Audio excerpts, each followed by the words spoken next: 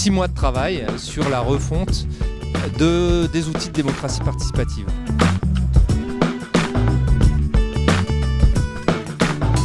Comment les citoyens pèsent vraiment dans les décisions de leur ville, participent au processus de décision, donnent leur avis sur ce qui est important et surtout comment ces citoyens s'auto-organisent pour s'emparer, s'approprier de tout ce qui fait une ville. Lorsque nous avons été élus, il y a un peu plus d'un an maintenant, en mars 2014, nous avons décidé de réfléchir à la question de la démocratie locale qui existe depuis plus de 10 ans à l'île Saint-Denis. Mais comme souvent, les outils de démocratie locale s'essoufflent et il y avait besoin de se réinterroger sur le pourquoi, le comment, le pour qui et de réfléchir ensemble à ce que nous voulions faire collectivement de ces outils déjà existants, je le redis. Il y avait des comités de quartier, des conseils de la vie associative. Mais tout ça vieillit, tout ça aussi se sclérose à un moment donné. Et il fallait réinterroger les choses pour que ça soit un outil politique chaud. C'est-à-dire que pour que ces outils permettent aux gens, aux citoyens, de peser dans les décisions qui sont prises. Nous nous sommes dit qu'il fallait lancer un processus collectif, qu'il fallait que ça prenne du temps. Parce que c'est compliqué de faire venir les gens, de les intéresser à quelque chose qui reste éminemment abstrait. Et donc les rencontrer le plus souvent possible, les rencontrer dans des cadres différents, aller à leur rencontre, nous paraissait important pour essayer de trouver ensemble les bonnes réponses, ou en tout cas une partie des bonnes réponses, parce qu'en matière de démocratie locale, et c'est aussi ça qui rend la chose compliquée, il n'y a pas de bonnes réponses. Il y a des réponses et il fallait qu'on les travaille ensemble. Les 2 premiers mois, il fallait se réinterroger sur le sens. On ne peut rien faire si on ne sait pas à quoi ça sert et si on ne comprend pas pourquoi on fait les choses. On est allé chercher les gens où ils étaient, on est allé à la maison de l'emploi, on est allé dans les ateliers sociolinguistiques pour travailler avec les gens les plus éloignés. Et puis à partir de tout ce travail-là qui s'est fait en petite réunion, en petit comité, qui a réuni 200 personnes, on a réussi à se mettre d'accord sur une définition de la démocratie participative. Après, il fallait confronter ces objectifs, l'idéal un peu, de ce qu'on voulait faire avec ce qui existait déjà. Donc c'était un peu le moment de vérité. Est-ce que tout ce qu'on a mis en place, les comités de quartier, les conseils citoyens, c'est dans les clous, ça correspond à notre idéal de la démocratie, ou est-ce que c'est à côté de la plaque, est-ce que ça n'y répond pas? Donc ça nous a permis de cibler, d'identifier les forces et les faiblesses de nos outils actuels. Ce qui est intéressant, c'est que aucun outil qui existait, aucun espace de démocratie qui existait n'a été congédié et renvoyé dans les poubelles de l'histoire.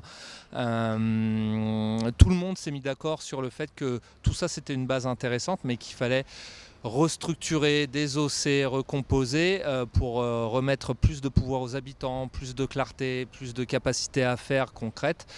Et on en est arrivé aux propositions qui ont été débattues aujourd'hui.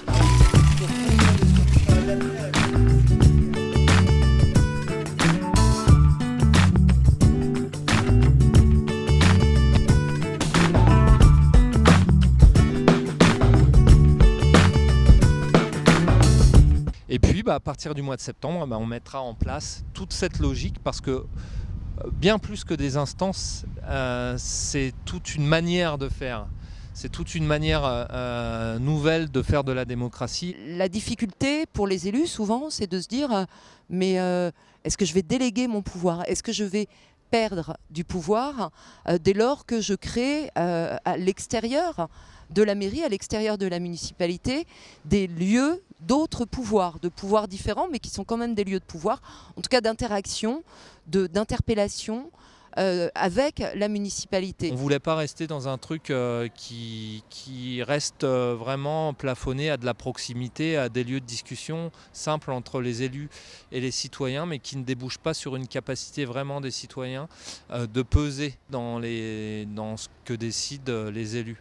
Et c'est vrai que c'est une question que se posent souvent les élus, mais, et aussi bizarre que cela puisse paraître, que se posent aussi les habitants. Ils ont rempli leur devoir en allant voter, en mettant un bulletin dans l'urne, et pour certains d'entre eux, ils estiment que maintenant c'est aux élus de faire leur boulot et que n'ont qu'à intervenir que à la marge. Recréer un lien vraiment entre les citoyens et leur représentation politique pour que la représentation politique ne se transforme pas en confiscation politique.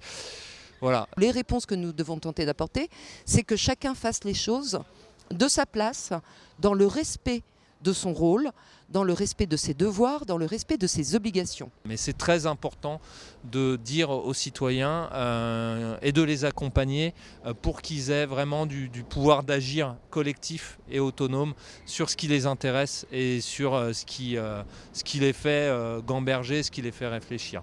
Et même ce qui les fait s'indigner. Nous allons mettre en place, puisque la loi nous y oblige, un nouvel outil qui s'appelle le Conseil citoyen. Or, dans ce Conseil citoyen, la loi prévoit explicitement qu'il n'y ait pas d'élus. Et lorsqu'on a réexaminé ces outils en réunion plénière, j'avais oublié ce détail et j'ai été la première à m'insurger en disant « Comment ça pas d'élus, mais c'est absolument anormal ».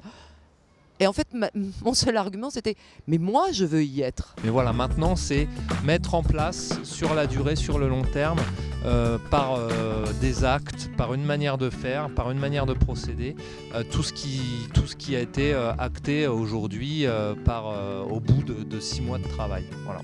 Comment ça va marcher?